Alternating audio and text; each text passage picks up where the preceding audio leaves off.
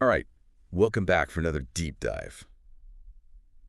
Learning new things can be tough. Hmm. I was wrestling with some new audio editing software the other day. So frustrating. Mm. But when I finally got it, Oh, yeah. that feeling, it was incredible. Like, wow, I did it. And it got me thinking about this passage from the Gospel of John we're looking at today, Okay. where Jesus compares childbirth to spiritual rebirth. Ah. Pretty interesting, right? I mean, is there something more to that analogy? What does it really tell us about, well, about being human? I think it's such a powerful image. It Yeah. is, right? Because it's such a simple analogy, something we all understand, childbirth. Yeah. But it speaks to these really complex ideas about personal transformation. Right. So let's actually look at the passage. It says, Jesus said, a woman, when she is in travail, hath sorrow, because her hour is come, but as soon as she is delivered of the child, she remembereth no more the anguish for joy that a man is born into the world. Wow. Okay, so before we dive in, can you set the scene for us? What's the context here? Absolutely. So this is from a conversation between Jesus and Nicodemus, who was a Pharisee.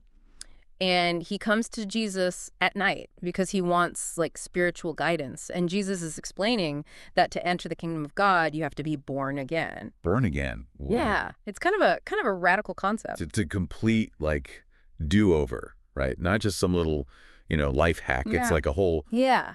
yeah. Yeah, exactly. It's about profound change, Yeah. really deep change. Yeah. And that's where this whole childbirth thing comes in. Yeah. Really drives home the point that, it's not about adding something new. Hmm. It's a total shift, a shift in perspective, in being. Okay, yeah, I see that.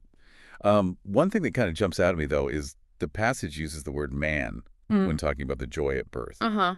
Seems, I don't know, a little exclusive, maybe. Yeah, yeah, it does, especially reading it today, with a modern lens. Right, right. But the original Greek word there is anthropos, which actually means human being. Yeah, and you'll find a lot of modern translations will use more inclusive language because of that. Okay, okay, that makes sense. So going back to this core analogy, right? Yeah. Childbirth as a metaphor for spiritual transformation. Yeah.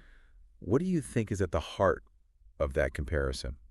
Well, I think it's really about, if you think about childbirth, it's this intense experience. Yeah. It's painful, it's a struggle, it pushes you to your limits. Yeah, and it's not even just physical, right? Mhm. It's like emotional, mental, almost like primal, you know? Absolutely. And that's exactly what spiritual growth can feel like too, because it can involve confronting your deepest fears, letting go of, beliefs that you've held onto for so long, and facing the unknown. Yeah. It can be really agonizing, honestly. Yeah, so it's like the pain of childbirth is like Mhm. the growing pains of of your soul almost. Yeah, I like that. The struggle to kind of evolve and become something more, something new. Precisely.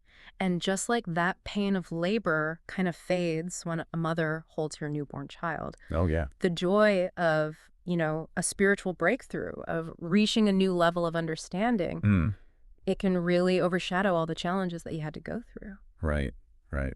And the passage doesn't say that the pain is completely forgotten, does it? No, no, it doesn't. It just says that it's not like the main focus anymore. Yeah. So what's the significance of that? Ooh, I think that's the fascinating part because it suggests that our past struggles, our labor pains, they're not erased. Right. They're part of our story. They make us who we are, Mm. but they don't hold us back anymore. We can choose to focus on the joy of the transformation, on the newborn understanding that we've gained. It's almost like the memory of the pain Mm-hmm. helps you appreciate the joy even more, right? Because it gives you that context, Yeah. a deeper understanding of where you are now. Exactly. And I think that's incredibly hopeful because it means no matter how difficult our personal journeys might get, there's always that potential for joy, for growth, for a new beginning. Yeah. And that joy, once we reach that point, Yeah. it's so powerful that it can reframe our whole perspective on the pain that we went through. Wow, that's pretty powerful. So it's not just about, forgetting the pain, it's about the growth that comes from moving through it. Yeah. Just so for our listeners, what can we actually take away from all this? I mean, how can we actually apply this ancient metaphor to, our modern lives? I think it offers us a framework for understanding any kind of change or growth in any area of life. Okay. So think about the birth that you might be experiencing right now in your own life. Okay. Maybe you're starting a new career Mm-hmm. or ending a relationship or maybe confronting a difficult truth about yourself. Yeah. All of these things can be seen as these labor pains, right? Yeah.